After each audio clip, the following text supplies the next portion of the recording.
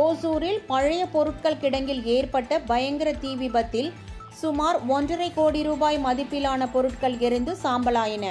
கிருஷ்ணகிரி மாவட்டம் ஓசூர் மாநகராட்சிக்கு உட்பட்ட ஜிபி பகுதியில் பழைய பிளாஸ்டிக், இரும்பு துணிகள் உள்ளிட்ட பொருட்களை வாங்கும் தனியாருக்கு சொந்தமான கிடங்குகள் உள்ளன.